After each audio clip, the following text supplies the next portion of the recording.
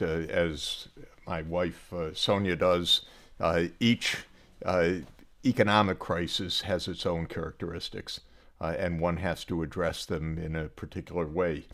When I was working in Bolivia, which is now 40 years ago, actually 40 years ago this year, the inflation had reached 24,000%. When you reach 24,000% inflation in a year, you need some decisive measures. And in that case, recommendations that I made and that the government accepted ended the hyperinflation immediately in the fall of 1985. Thereafter, in order to sustain that progress, I made other recommendations that at the time were somewhat unusual. For example, canceling almost all of Bolivia's debts so that it could get a fresh start. In other circumstances, you need other kinds of approaches. When the crises came in Eastern Europe in 1989 to 91, I helped governments introduce new currencies. In the case of Estonia and Slovenia, in the case of Poland, I helped to design a strategy for Poland to restore economic growth after really decades of crisis, and fortunately it worked.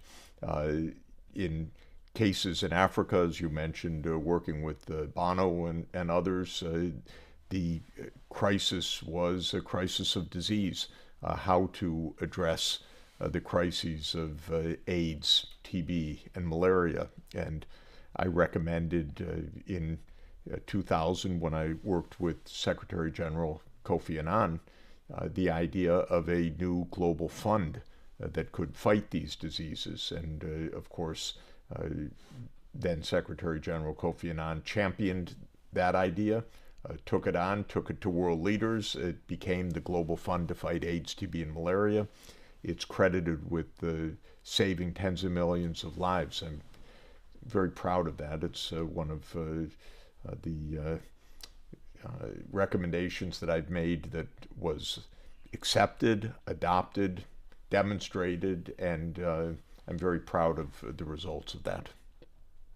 So I found early on, as I watched my wife save children, she's a pediatrician, that each case requires its own diagnosis, its own analysis, its own understanding of the context.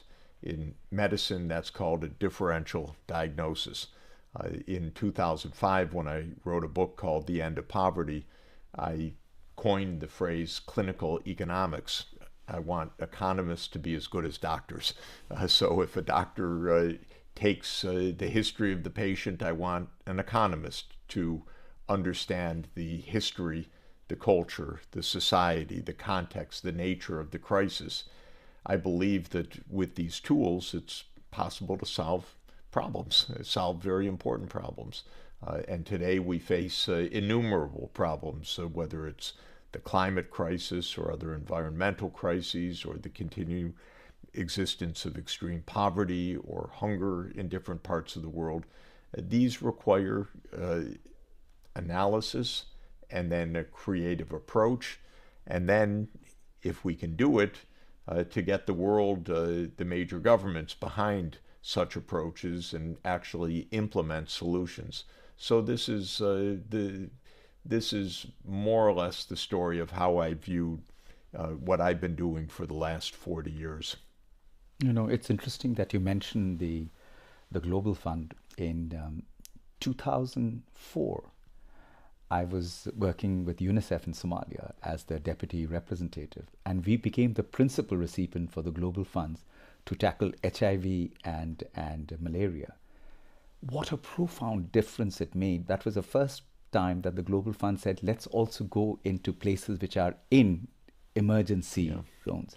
It's wonderful to hear that link. And I can tell you, as I know you know very well, when I proposed the Global Fund, there were countless opponents that said, this can't work. Yeah. Oh, Somalia, they could never do this. Anytime you propose something, 1,000 people will stand up and say, that's impossible, that's a dream, that won't work, that can't be done. There were so many explanations of why it would not be possible to treat people in Africa with AIDS, for example. So many claims made why it would not be possible to treat people with malaria. Interestingly, the fund went forward, but it faced lots of opponents, of people who should have known better. And during those years when you were fighting disease in Somalia, I was fighting a basic point, which was that governments, including the United States government and many in Europe, were insisting that poor people should pay a certain amount for some of these medicines or these bed nets and so forth, that were the anti-malaria bed nets. And as late as 2007, when I was trying to convince the governments, for poor people, let them have these things. They will use them right. You'll save lives. I went to a meeting in Tanzania, and the donor community tried to boycott the meeting. They sent an email all around, don't go. Sachs is coming, don't go to the meeting. But by mistake, they included me on the CC list of the email. So I was able to write to all of them and say, oh, please join me. We're going to have a good discussion. But the upshot of that is that we had a new incoming Secretary General, Ban Ki-moon. I was profoundly privileged and honored that he asked me to advise him on these issues. And I recommended to him in his first days that the free distribution of the bed nets and other life-saving measures should be a hallmark of the UN. He's a very wonderful, remarkable person, and he immediately made a statement that it's time for us to make a major step forward in access to these life-saving means. And he changed the whole UN system by that statement. WHO, the World Health Organization, immediately said, yes, we will go for free distribution of the bed nets. And hundreds of millions of bed nets were distributed in the following 2 or 3 years thanks to what he did. And the result was a dramatic decline of malaria deaths and malaria disease. It was a stunning proof of what can be done when you have leadership like Ban Ki-moon, when you have clarity, when you have the technology. It all came together.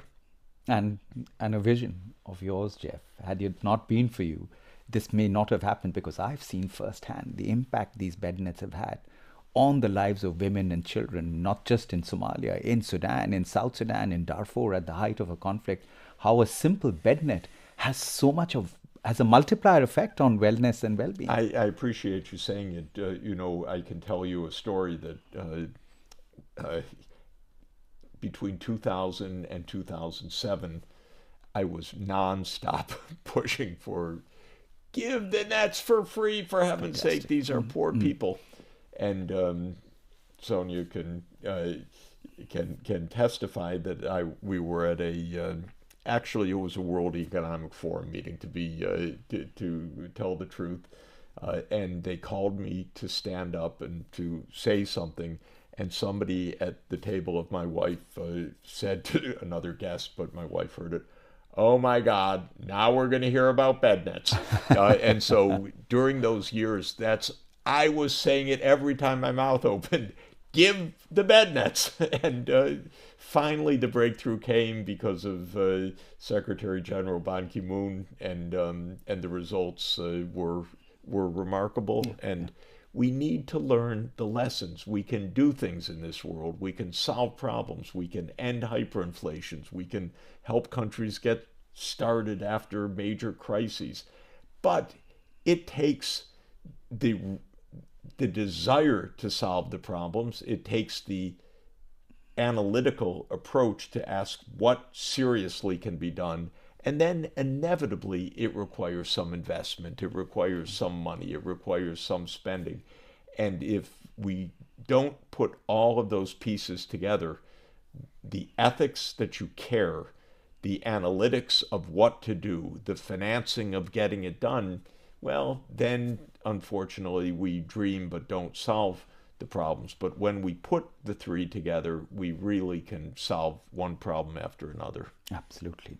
So, Jeff, that brings me to a very important point, which is the United Nations Secretary General Antonio Guterres issued a clarion call on rescuing the Sustainable Development Goals, where we are at approximately 17% implementation rates. The world is experiencing a polycrisis of sorts, the first that we've ever seen post the Second World War. In these circumstances, and as a United Nations champion for the Sustainable Development Goals, is there hope? Where should we double down to make sure that this one collaboration of 17 goals, where the entire world came together to agree that yes, we must achieve these goals, where do you see hope? Where should we double down? What can be done to make sure we can get the Sustainable Development Goals back on track? The hope starts with the fact that unanimously in September 2015, in fact, it was September 25, 2015, with Ban Ki-moon presiding, with Pope Francis giving the opening remarks at the UN General Assembly, all 193 world leaders agreed to the Sustainable Development Goals. Why? Because these goals express deep aspirations that are shared around the world. 4 basic ideas: that everybody should have a basic economic standard for their dignity and for their well-being. Second, that we should have social justice, that no groups, not women, not minority groups, not religious minorities, not racial minorities, should be left out of the story. As we say at the UN, leave no one behind. Third, that we have an environmental crisis that is unique in human history. It was, after all, only because we are so economically productive, so much output in the world, so much economic activity, so many people, 8 billion people, that we also have the scale of activity that can really perturb the planet. 1,000 years ago, who could think that humans could wreck the oceans one way or another? Of course, it was impossible. Now we can really do this, unfortunately. So we have this unprecedented crisis that some politicians don't get, some people don't understand. It's never happened before in human history this way. And sad to say, we have wars everywhere, which are fundamental impediments to accomplishing anything else, and also dangers to our very survival. And that's why in the Sustainable Development Goals, SDG 16 is for peaceful and inclusive societies, and SDG 17 is for global partnerships. And so this is very basic yearning of humanity. These are not fancy goals that somebody dreamt up. These are expressions of what the world wants, what we need to achieve for our basic well-being, even for our survival. So that's actually the basis of hope, because the world came together, really decided on these things. A second reason for hope is, as I said earlier, if you analyze these goals, and that's what I do for a living, and that's what I've done for 30 years with sustainable development, these are big, bold, ambitious, but achievable objectives. So this is a wonderful, wonderful point. We can actually ensure that everybody has access to electricity. We have microgrids now that were unimaginable before. Everybody with a bit of effort could have access to the digital world. Certainly we can produce enough food on this planet for everybody. We already do so in the aggregate, but not in how the food is actually harvested, used, and distributed because of the inequalities in the world. Goal after goal is absolutely practicable. But we are not achieving the goals. And we're not achieving the goals, sad to say, and to put it bluntly, because we don't have the high-level political commitment to implement the practical solutions and to finance them. This wouldn't break the bank, but it's not for free. This is hundreds of billions of dollars, but we're in a $100 trillion plus world economy.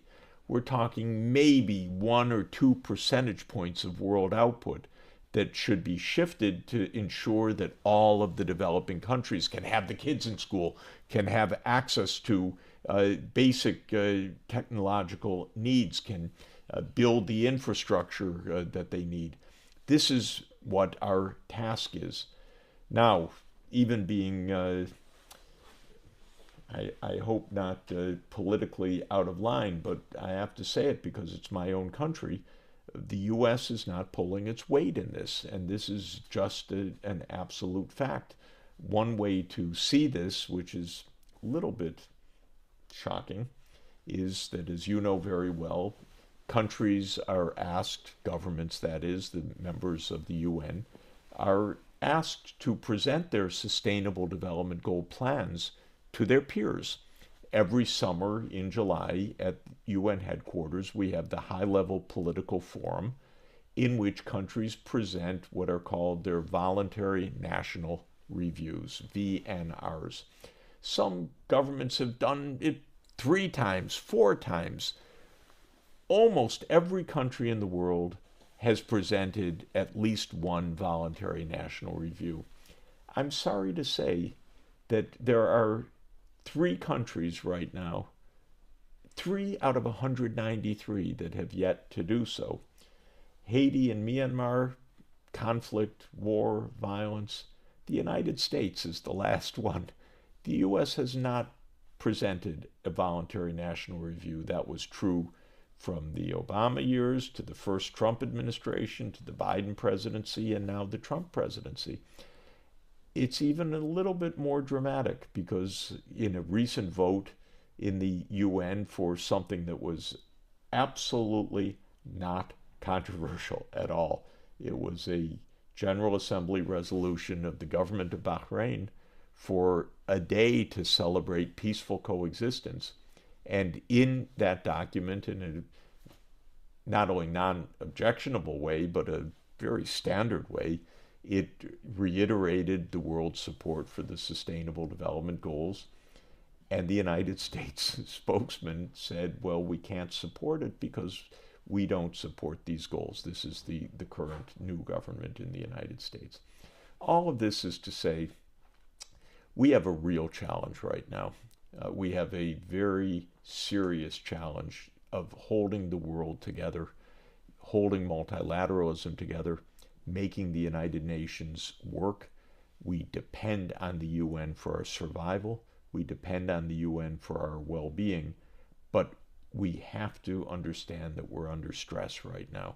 And multilateralism is extraordinarily fragile. Interestingly, importantly, one of the reasons why multilateralism is so fragile is that our geopolitics has changed rather decisively.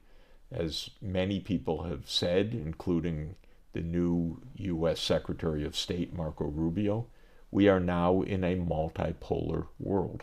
That means that China's a great power, Russia's a great power, India's a great power, the United States is a great power, and so forth.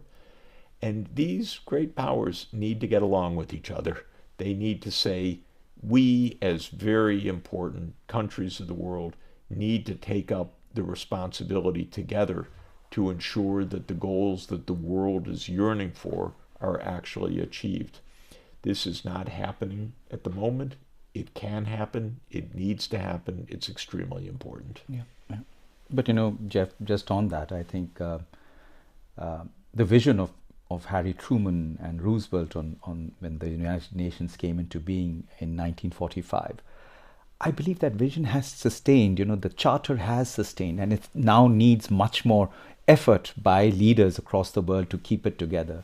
I mean, when I look at something like PEPPFAR and the number of lives it saved from HIV, from the HIV pandemic across the countries that I've worked in, I think the US continues to remain a beacon of hope for the advancement of multilateralism. And I've always said this, that the US and China together, that relationship is the most consequential relationship of the 21st century, as we want to move the world forward in advancing human development, our humanity, the sustainable development goals, and a better future for all.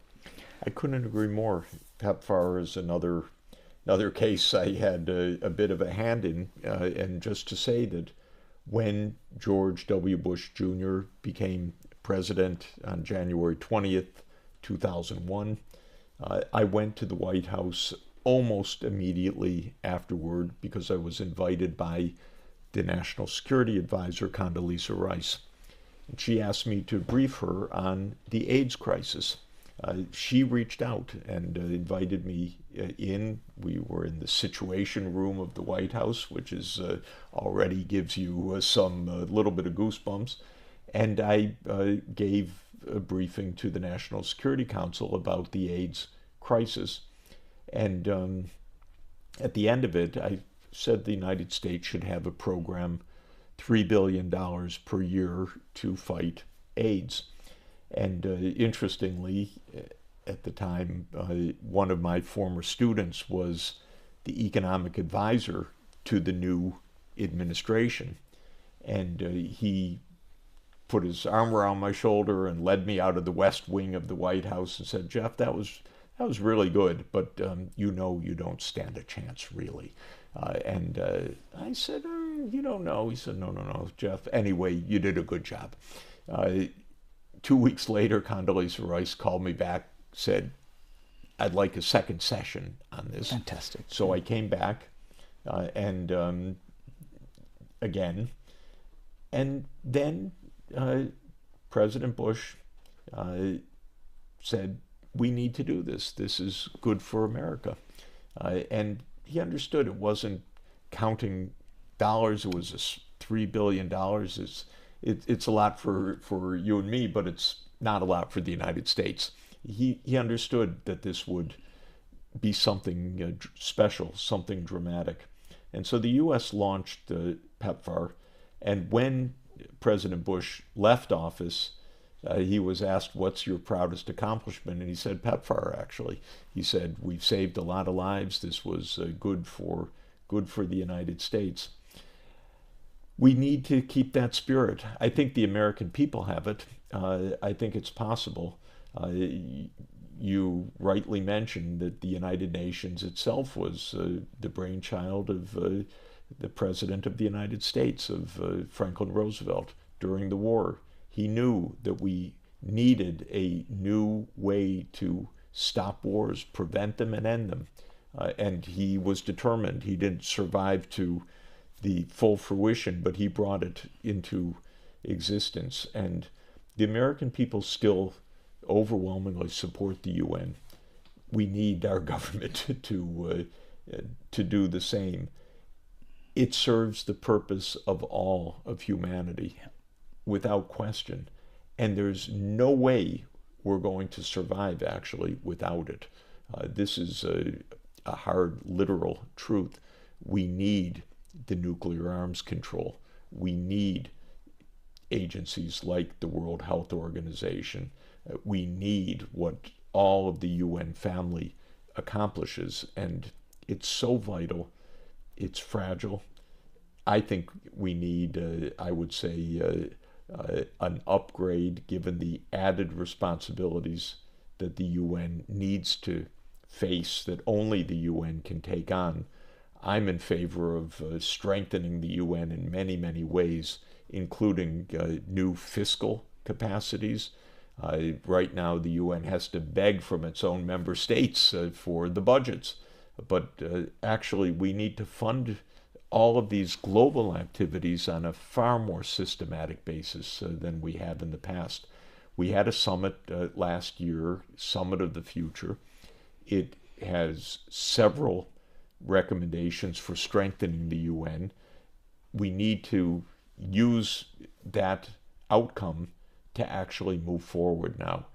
And I believe that with leadership from China, with leadership from India, with leadership from the African Union, with leadership from Brazil, with leadership from countries around the world, Indonesia I could mention also, the call for a stronger UN will be heard, and it would be of inestimable benefit for humanity.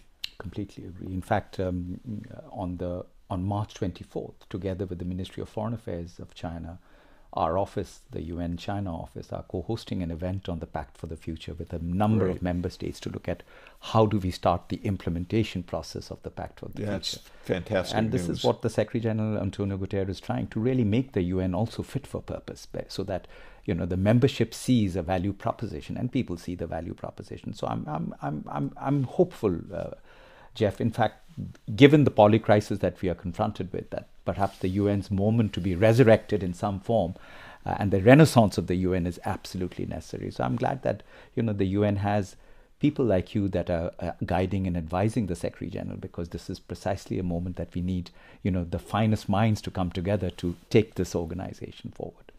Let me come on to another interesting part which came out from the Summit of the Future, which was the Digital Compact. And you've often said that artificial intelligence is a double-edged sword. It can empower or divide if, as you say, technology must serve dignity, not displace it. What's one policy or project that gives you hope that we'll avoid the digital caste system, and especially in the marginalized parts of the world? Well, first, I think we're all just stunned by the daily advances of these technologies, and DeepSeek was also a great moment. ChatGPT was a remarkable moment, and DeepSeek was another remarkable moment. It showed, first of all, the U.S. isn't alone by any means in these technologies, and China's leadership is extraordinarily important. DeepSeek also shows that it can be brought at much lower cost than was expected through really ingenious design of these AI systems. So I'm very happy about that. The best part of what AI and the digital world offers is an incredible leapfrogging of poor places today in the ability to deliver goods, services, education, skill upgrading. Every aspect of development is made more within reach by these technologies if they're properly deployed. Now, you can teach anywhere as long as a child has a device and there's a base station somewhere nearby. Electricity, we know, can really be brought anywhere through microgrids if the national grid is not online. Expert medical opinions and care can be brought either through AI systems, because right now they're already very good at diagnostics and at being able to support local health providers. But also we can provide healthcare online, remote diagnostics, reading x-rays anywhere in the world. If we get our act together, things can be done in the next few years in terms of health, education, payment systems, finance, banking, that were completely unimaginable even 5 years ago. And today you can go to the most remote rural villages in India, for example, to a vegetable seller on the side of the dirt road, and there's the QR code, and you're going to pay online, and they're part completely of the digital world. And this can come everywhere and will come everywhere. I should mention India's leadership in bringing low-cost solutions for digital inclusion will be of huge benefit for Africa. And I always like to think of Africa as basically the same size as China and India in population. All three are about 1.4 billion people. And if Africa thinks like a unity, which is the promise of the African Union, rather than the 55 countries that were left by the colonial enterprise, if I could put it that way. But if Africa's leadership says, look, we can do what India and China are doing, the same breakthrough will occur there. So I see huge potential in every area, in education, in healthcare, in finance, as I mentioned, in agriculture, in manufacturing, in service provision, in linking the economies in culture and fashion and tourism. Everything is advanced through these technologies, and they're not expensive. They are usable everywhere. Much of it is open source. Having the physical connectivity of the infrastructure is not prohibitive anywhere, whether it's Starlink or a similar system. We have now the ability to have access anywhere on the planet, in fact. And so harnessing all of this is so close to fruition if, as in the case of disease control, like we talked about, an organized, concerted effort is made. Now, let me talk about the downside, because every advance of technology is an empowerment. But then the question is, empowerment for what? Empowerment for the good? Yes, if we're guided by our goals. Empowerment for the bad? Yes, if the technologies are misused, abused, militarized, or privatized in inappropriate ways. I don't have to relate all of the risks that come with this empowerment, but military, we're watching it even day to day in the war in Ukraine, how AI has been introduced into the battlefield. You can kill people with drones. You can kill people with the weaponry that was, again, infeasible, not even dreamt of just a few years ago. And the armies are racing to incorporate all of this. Surveillance, pervasive. We know that governments can survey everything. We see in the United States recent cases that are rather shocking of governments accessing materials and using that to deport people. Without going into the details, it's extremely unpleasant, but there's a lot of surveillance that has come with this. We know that these AI systems can incorporate the biases that are implicit in the data that they use to train these systems. So the same racial biases or the same gender biases or other biases that are pervasive in society are also pervasive in digital data that then gets incorporated into the training of these models.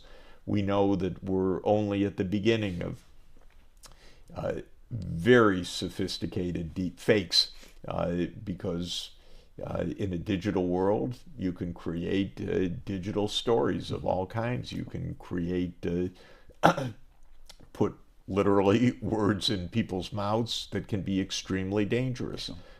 You can simulate the onset of wars. You can try to destabilize regimes through manipulation of data. So this is a very powerful set of tools. It is in the hands of powerful corporations. In the United States, these corporations are closely, increasingly linked with the Pentagon, with the CIA, with others.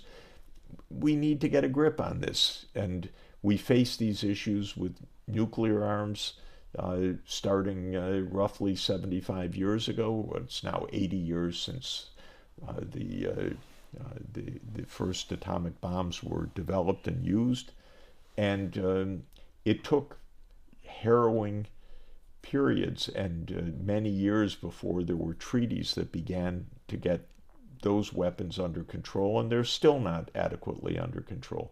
We're only at the beginning now with AI of a serious approach to governance, and with a lot of obstacles, because When you have powerful commercial interests and when you have powerful militaries and intelligence systems, you can be sure that to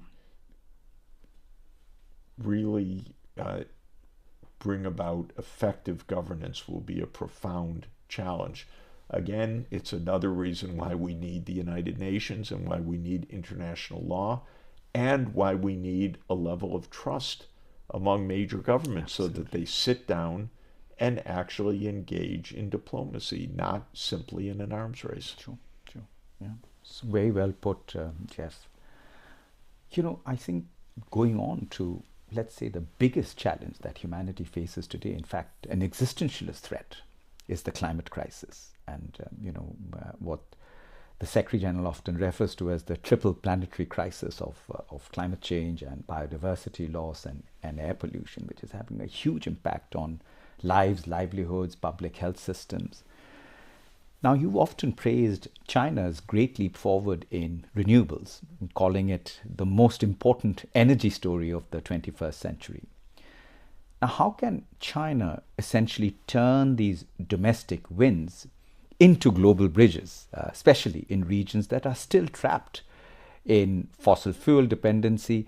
And where do you see the United Nations, through its multilateral platforms, being able to give more velocity to what China has achieved locally into the global sphere?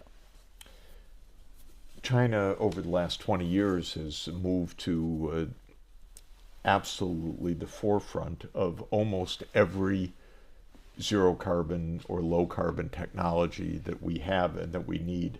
It's the low cost producer of photovoltaics. It's the low cost producer of wind turbines. It's the world's low cost producer for the new hydrogen economy. It's the world's low cost effective producer for electric vehicles. It's the world's low cost producer for the battery supply chains that we need. It's the world's low cost producer for long distance transmission of renewable energy.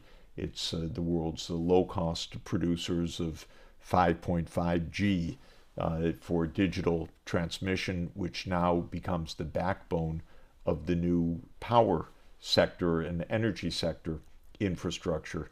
It's the world's leader in fourth generation nuclear power. This was not by accident. China took on this challenge.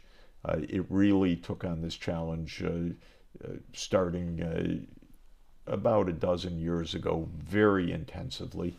And in its technological blueprint, it identified these sectors as sectors of the future where China wanted to make sure that it was investing in the research and development. It has succeeded.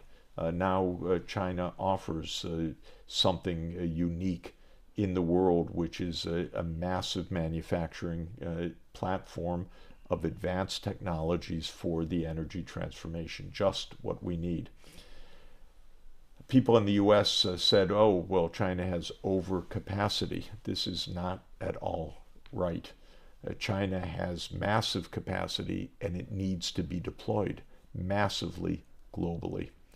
I believe that the most important single program to do that is the Belt and Road Initiative, because the Belt and Road Initiative is essentially China making an observation and an offer to the rest of the world. And the observation is we will be better if we are interconnected through physical infrastructure, through the digital world, and aiming to achieve a sustainable development trajectory.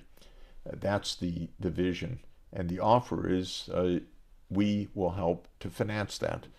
We will help to provide the financing, the technology, the partnership, the design, the connectivity, the openness of markets so that this works.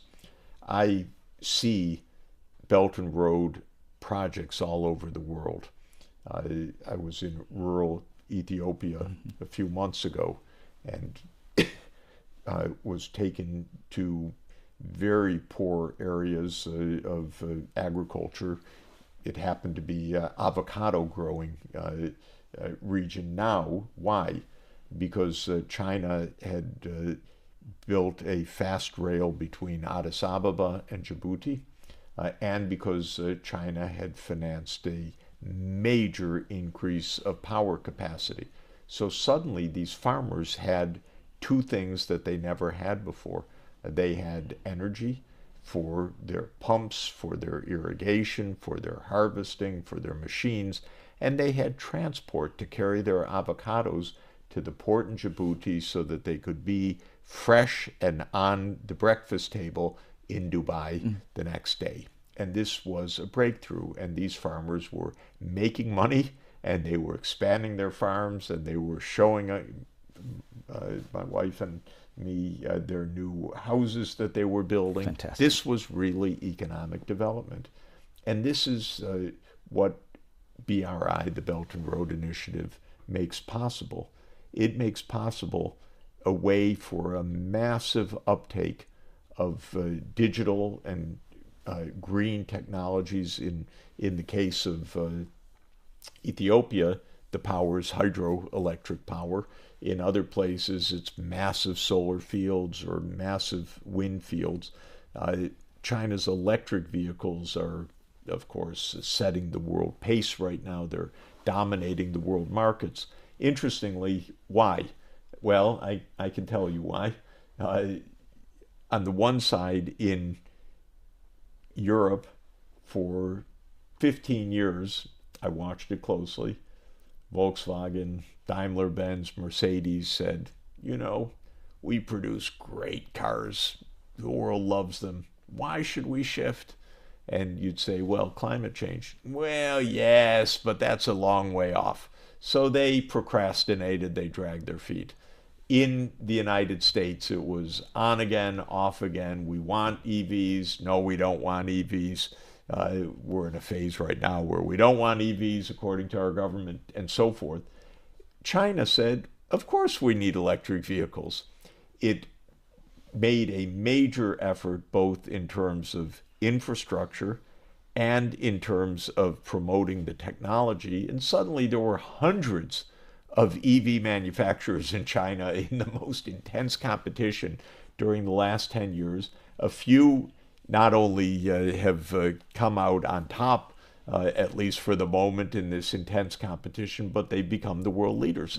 And so this is a breakthrough by a mix of government design and private sector innovation and initiative. All of this is what the world needs right now. So we're in a complicated geopolitical and macroeconomic environment. The United States has turned protectionist, partly because it's so late to the game in some of these areas. The U.S. says, oh, we can't compete with China on EVs. Oh, we can't compete with China in some of these other areas because they wasted their time for so long. But in any event, with the U.S. market closing, China sees that, well, we have all this capacity we would have exported to the U.S. What do? Some American economists say, oh, you should boost consumption. I take a little bit different point of view, which is boost the Belt and Road Initiative, make it a bigger program. The whole world needs these technologies. We need to transform the world. If China lends to these countries, they will grow rapidly. I recommend that the loans should be 20 or 30-year loans, not 5 to 10-year loans, because in 5 or 10 years, these economies will still be poor. 25 years, if they follow the Chinese path, they're going to be rich enough to have the huge benefit of the financing and to repay everything that was lent to them. So my basic view is that China's tremendously significant capacity in these areas is really lucky for the whole world. We should just strike out the term overcapacity. That's ridiculous. We need even more capacity because the scale of the transformation we need globally is immense, and we need to do it quickly, and I'll come back to that in a moment, and China will play a huge role in that.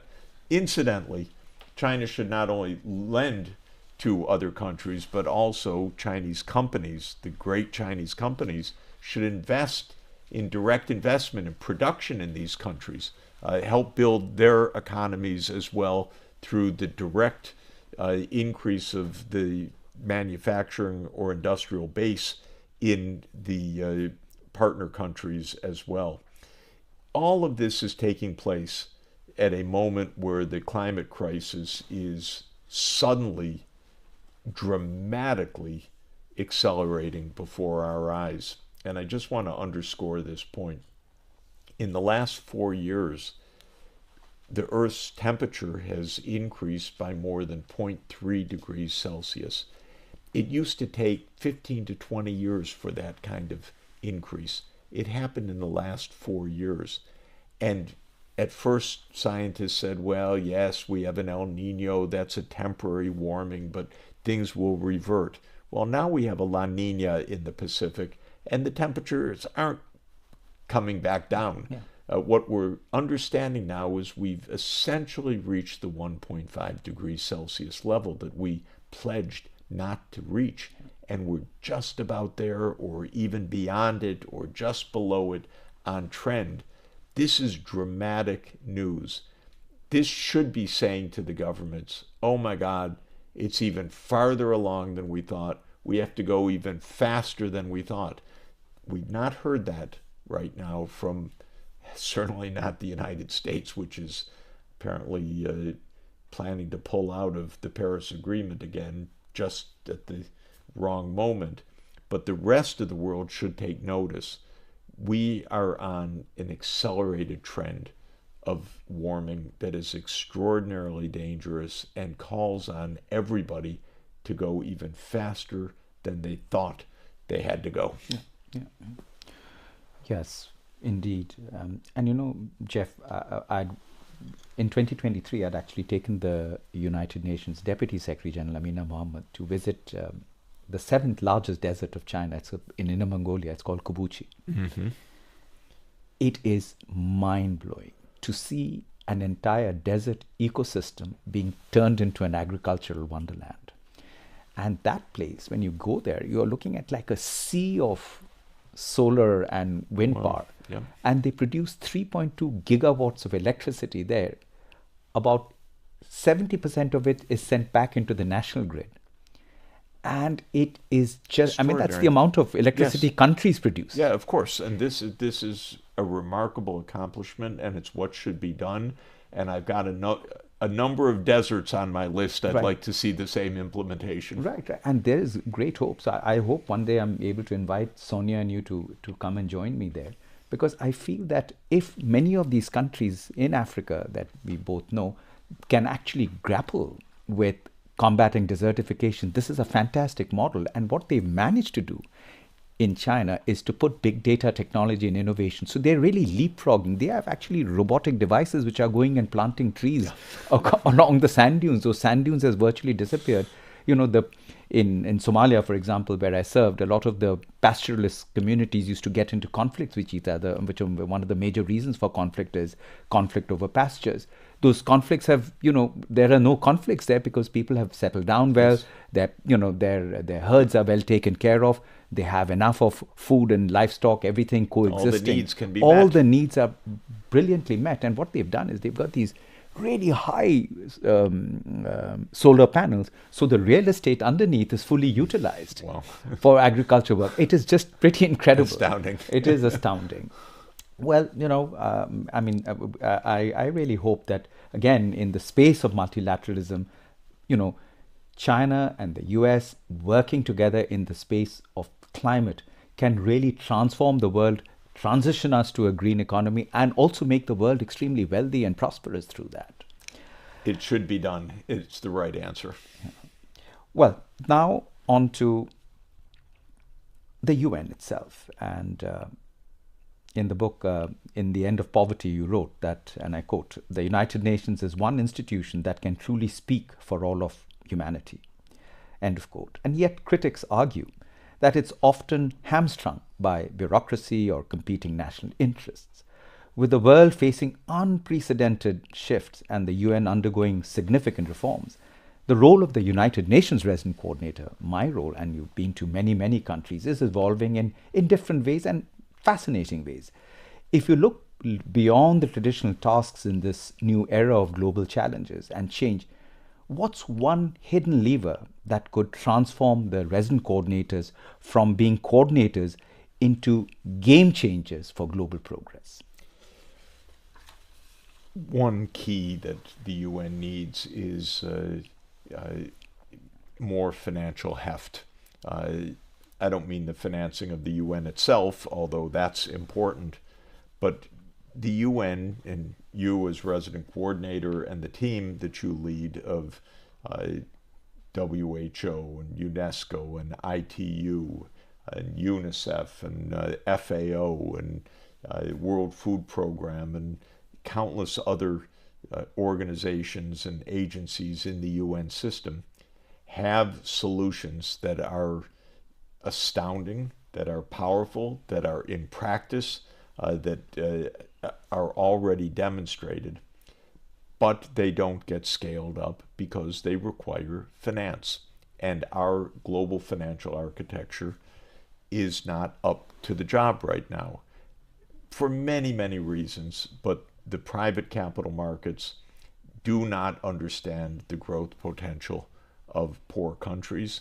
They give unduly harsh credit ratings to these countries, cutting them out from the private capital markets, and the official institutions, including the UN system, including the Global Fund, which we talked about, including many of the new funds that have been established under the Paris Agreement for losses and damages, or for adaptation to climate change, or for energy systems, are dramatically underfunded compared to the needs, so that they can't really provide governments with the scale of support. I think we need a fundamental rethink of this global financial architecture, and one step will be, in fact, a meeting this summer, June 30th to July 3 in Sevilla, Spain, the 4th Financing for Development Summit. And the reason for that summit is that we don't have a financial system to truly finance the Sustainable Development Goals. Now, I believe, for example, that we need international taxes that go straight to the UN system. What I mean by that is, instead of taxes that are collected by our national governments, we should have taxes that the UN collects as a United Nations that's providing global public goods. This idea is a bit anathema to some governments. Oh, that's our purview. You can't get into this. But the fact of the matter is, the world cannot address its problems without financing for global goods, not just national goods. I've been spending a lot of time looking at the early history of the United States in this regard, because it's really quite interesting. The U.S., as everybody knows, were British colonies originally, 13 British colonies. They declared independence on July 4th, 1776, and then in a war with Britain and with the help of the French, they were victorious in gaining independence in 1781. At that time, on independence, that did not create the United States of America the way we know it now. It created 13 independent nation states. And they made a little UN at the time. They called themselves United States, but it was not there was no federal government, there was no central government, there was no president, there was no tax authority. It was something like the UN, and it was not called the UN Charter that organized them, was called the Articles of Confederation. So it was what we could call a confederation, a loose gathering of 13 sovereign states that said, well, we'll join together for certain things, but you need unanimity. You won't have tax authority. Any taxes are at the nation state level, Pennsylvania or Massachusetts or Virginia. They were nations. They were real nation states. And 6 years later, it wasn't working. They weren't solving their problems. They couldn't agree on things. They couldn't find unanimity. They couldn't raise the taxes. The debts weren't being paid. In other words, they had a real economic and financial crisis because they weren't a United Nations. They were 13 independent states essentially going to a General Assembly and saying we should do this and that, but they couldn't actually do it. And a very clever political entrepreneur came along, and he figured out through some pretty deft maneuvers, by the way, that we need a new charter. And he led to the convening of what became the Constitutional Convention in Philadelphia in the summer of 1787. And this politician is named James Madison. Mm-hmm. We know him today as the father of the U.S. Constitution. What he was at the time was a very clever, rather brilliant Virginia politician who had to convince these 13 independent nations, hey, you better give some of your sovereignty to a federal government that can actually have some tax authority. Mm-hmm. And that wasn't an easy sell, by the way. It looks kind of obvious now because that's the United States. People even forget this period of the Articles of Confederation. And when I was in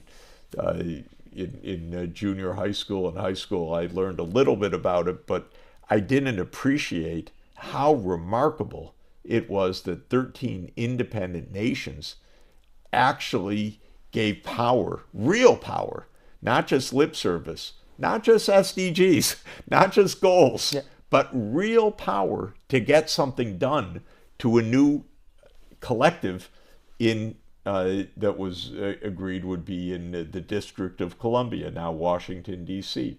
So what's the analogy? What's my point? We have 193 governments.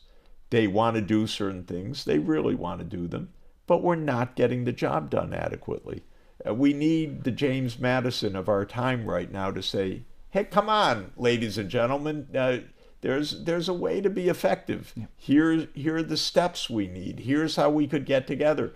And if you give up a little of your sovereignty, quote unquote, it empowers you. It doesn't weaken you. It makes you better. It makes you more effective as national governments. This is the idea that needs to be inculcated. It's really important right now. I would like a global tax on CO2 emissions, by the way. I'd like a global tax on international financial transactions. I'd like a global tax on aviation. I'd like a global tax on international shipping.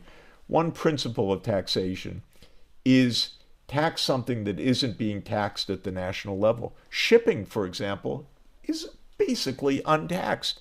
You have the world trade carried on oceanic vessels, but they're not taxed. International aviation, essentially the same way. International financial transactions, which are trillions of dollars a day, are not taxed. So there's a base there. And if we had that financing, believe me, you'd have the solar panels, you'd have the wind turbines, you'd have the water supplies in today's conflict areas, you would have the transport systems, you'd have the hydrogen economy. We'd actually be making this transformation successfully. So this is the one thing that I think would tremendously empower what we're trying to do in this complex collective of 193 sovereign states. Right. I'm actually, Jeff, if you recall, we actually have a good model of this called Unit Aid in Geneva, Absolutely. Which was started by Dusto Blasi, yes. and with a tiny €2 tax or something at Charles de Gaulle Airport and some of the airports in France is actually helping to finance a lot of the AIDS, TB, malaria work, which the Global Funds is not able to cover. Yes, we have plenty of examples of what works, but they all work at too small a scale. True. Exactly. So this is our main point, which is it's not a deep mystery what needs to be done. True. It's not even a deep mystery how to do it. It's us understanding that for our own good, we had better do it. Indeed, Jeff. Well, Jeff, let's come to the last question, which is a little about you and Sonia. And, in your book, you write The Ages of Globalization, and you write about humanity's resilience across crisis. How do you personally recharge? Do you have a mantra like Bono's, "It's a beautiful day, don't let it get away," that reminds you to embrace moments of joy even amidst today's overwhelming challenges that we face? Working on these things, I don't know if it's fair or right to say it, but it's actually fun because you meet remarkable people all over the world. You see remarkable things all over the world. The world is a wonderful place. The diversity is the great gift that humanity has. The idea that someone is the enemy is almost always completely wrong. If you go anywhere in the world, okay, admittedly, if the bullets are not whizzing by, but you go any place in the world, you'll meet people that will share their homes with you, their meals with you, common experiences, fun, remarkable culture, and a shared idea about what we ought to be doing in this world. That, to my mind, is the fundamental motivator, driver, exhilarator of all of this. I can't hide the fact that many days are unbelievably frustrating. Of course they are. If they weren't, we wouldn't be taking a realistic view of the situation. Many days are terrifying. Many days bring you to tears, actually. But the basic idea that we really are all in this together and that is a wonderful thing, not a burden, is, I think, the most important point, at least for Sonia and me. Every place we've been, no matter the culture, the economic structure, the level of development, the extent of poverty, the religion, the race, the geography, we've been warmly welcomed. And that's been true throughout our lives, throughout our careers. And that is the exhilaration. Thank you so much, Jeff. Thank you for making the time for me as the UN resident coordinator in China, as well as a UN staff member. We look up to you for a lot of the wisdom that you've been providing, the energy and enterprise you bring to the Sustainable Development Goals. It's a true honor to have had this opportunity to sit and have this. The honors for me. You're doing such a wonderful job helping to lead the UN system, so I'm really grateful. Thank you. Thank you very much. Yeah.